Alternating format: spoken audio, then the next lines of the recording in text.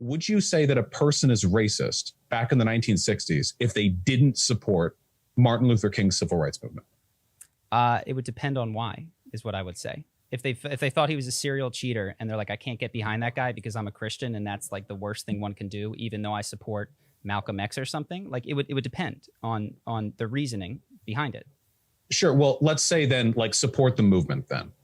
It would depend on what the movement meant. I think this is one of the issues with BLM is you support the movement, right? It's like, well, what do you mean when you say support the movement? So I don't know a ton about what the issues were back in the day, but I could conceive of a world where someone would not support the movement, think they were doing it.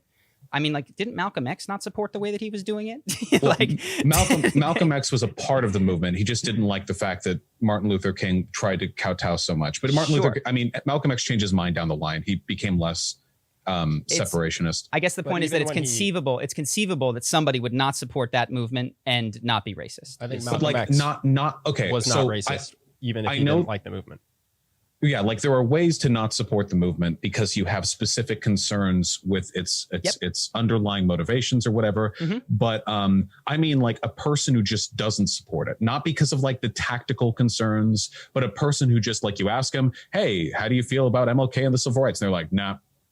Like it would depend why. I would have to ask further questions. That would be my answer. Right, but the subsequent question would be, what reason is good enough that you think it's okay to deny Black people first-class citizenship because of your pet reason? Well, they would say, for instance, and again, I think there's a lot of implicit demeaning undercutting your pet reason. Like maybe to them, their reason, let's just pretend that this person is they're a Bible preaching Catholic, and they think that the judgment day is coming. And if there's a preacher who cheats on his wife, that the world will not be saved. So in getting behind Martin Luther King and increasing his ability to cheat on his wife, despite the fact that he's a holy man, is going to condemn all of society to burn in hellfire.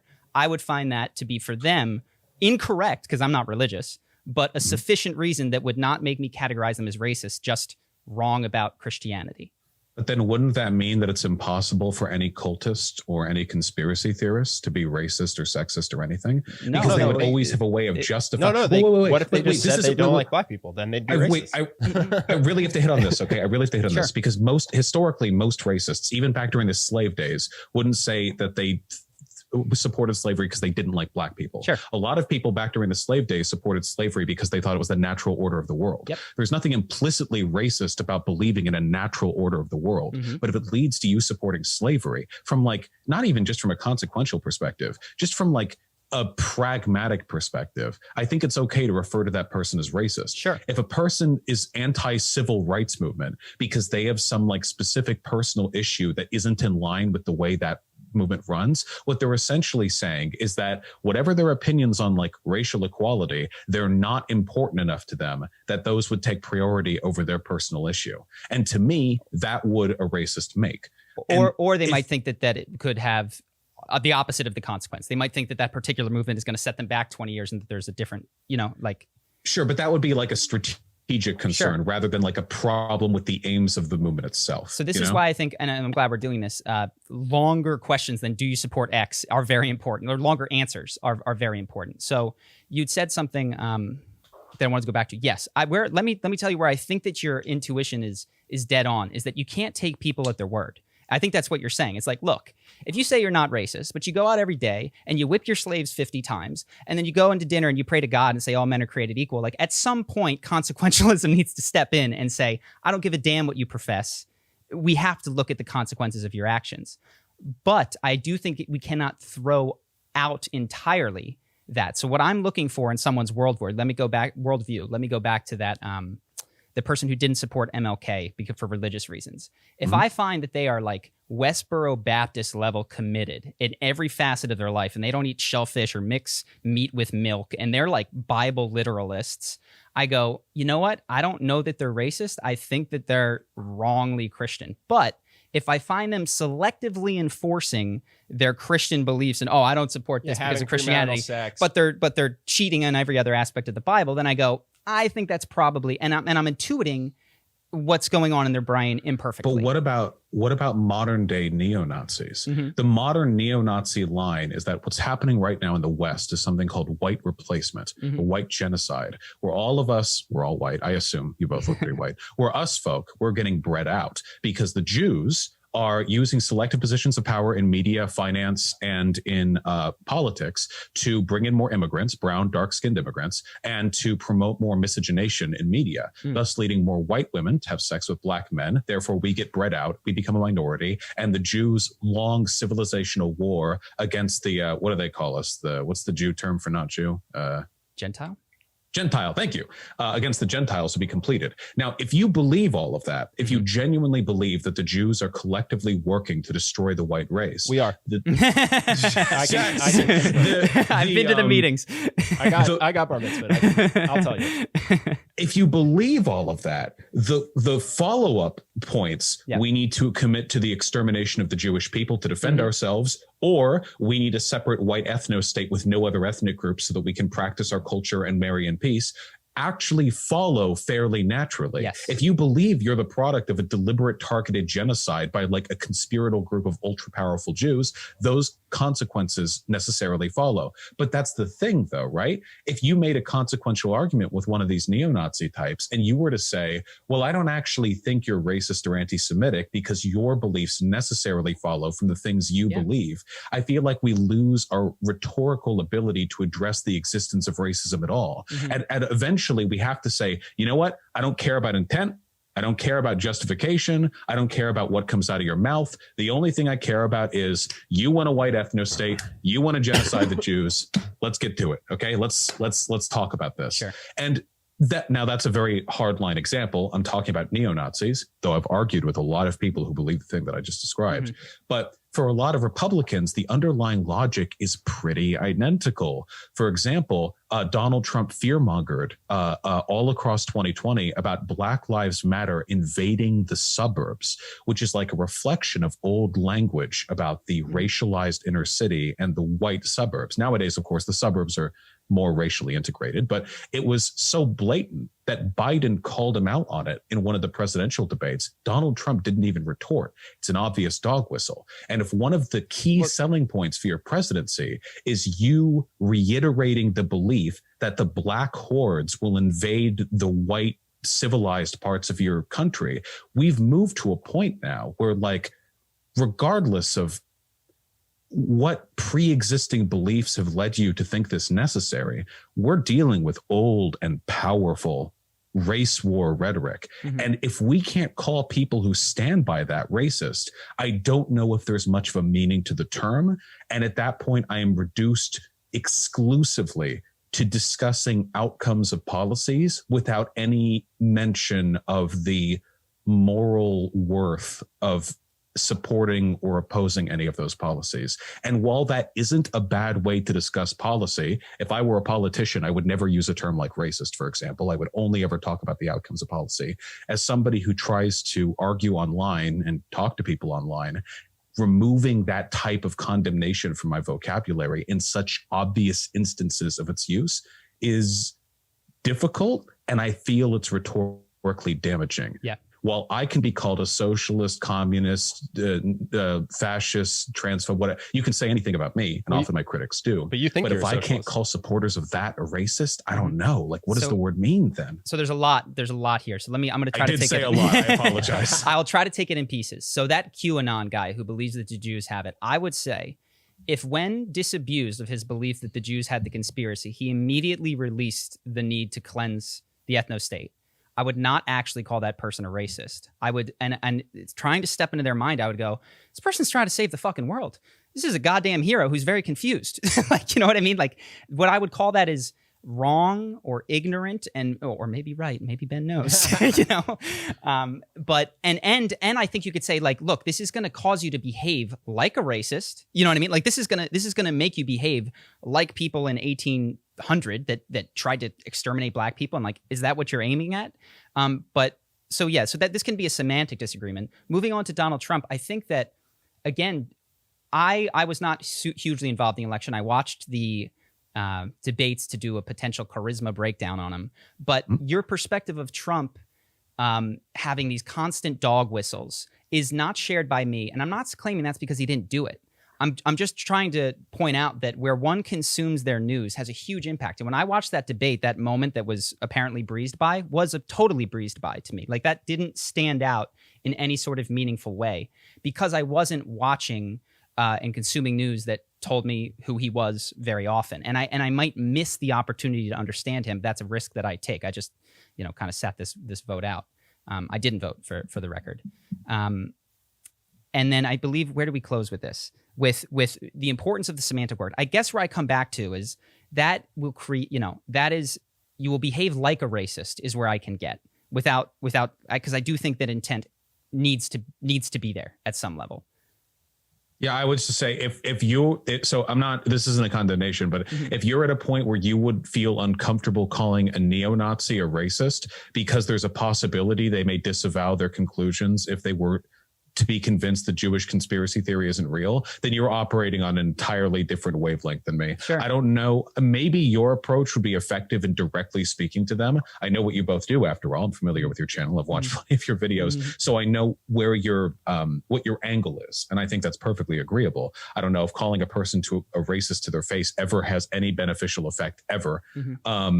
But at that point, as far as I'm concerned, the term racist loses any descriptive power if we can't even apply it to such people. Sure. Especially since, like, in my opinion, nobody who believes in the Jewish conspiracy theory has ever been moved off of it with evidence. It's usually something you arrive at post hoc after, like, other conclusions. And in that case where there was a complete inconsistency of, like, wait a second, you got this Jewish friend and you've got all these other Jewish things. It's like, you don't actually believe that. So at some level, I definitely agree with you, where I'm trying to step into their moral framework and see, is it consistent with what they're telling me? And I think what you are rightly suspicious of are people that feed you one justification, but have a totally different unconscious set of beliefs, which very well may be, and I would be willing to take a risk in some cases to say, what you have is a kernel of racial hate in you that is finding rational explanations and all of these other things. But I know that those aren't what you really believe, because you don't act as if there's a Jewish conspiracy. You only act as if you hate black people.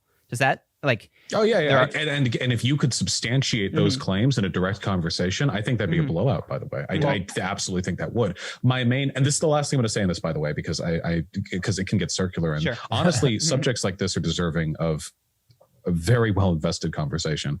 But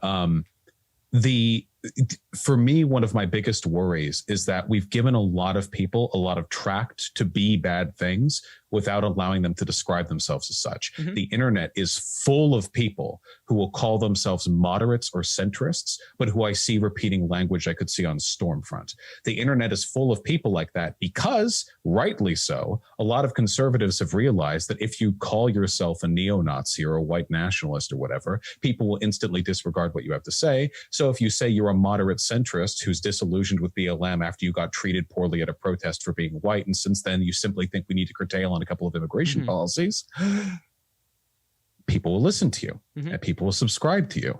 And I just don't like it when we aren't willing to give name to phenomena which are really common to the human experience. A lot of people treat racism like it's this magical ethical deformity. 40 years ago, the majority of the American population didn't think black and white people should vote. Most of the people who voted in that poll are still alive. This is not like an invisible phenomena. It's just a fact of the world. Misogyny and racism, not just from white people or men or whatever, just from all of us. These biases are really omnipresent. And I want to destigmatize their invocation to an extent. I don't mean it as a great moral denunciation. I'm willing to admit, for example, that I have racial animus within me. I would be comfortable with somebody saying that I am in part racist because we are all raised in a society which imparts on us certain biases. I live in a white supremacist society. I'm going to adopt some of that. It's in my head. You just got to be aware of it. Try not to go crazy with it, To me, it's not this great moral condemnation. And I think if we could all address it that way, I think it'd be easier to weed it out. So listen, I'm Jewish. I'm going to tell you, I'm sure a lot of neo-Nazis are racist. Okay. If you look at my voting history, it skews Democrat. So it'd be weird to call me a Republican, given that that's not where most of my voting goes. But I just think that to say that a Venezuelan person who moved here and decided to vote Republican because they have experienced socialism, meaning the death of a country, and going, I know why you voted for a Republican. You're racist. And then they tell you, no, that's not the case. Actually, if you look at my history, you'll literally never find an action that looks motivated by racism. But here's why I voted for it. It's because I think socialism is dangerous. And then you go, no, it's because you're racist. That just seems very strange to me. It seems like Well, it could be both. We have to accept that there are Republican voters motivated by things other than racism. Well, I didn't just say racist. I said, whoa, hold on. I think I'm being mischaracterized here. I've never said the only reason a person would vote Republican is racism. Just that if you vote Republican, you are at the very least okay with racism. Okay. No. You can have other motivations, but then you would be saying like, yeah, I think that I voted Republican to stop the advent of socialism in the United States. Okay.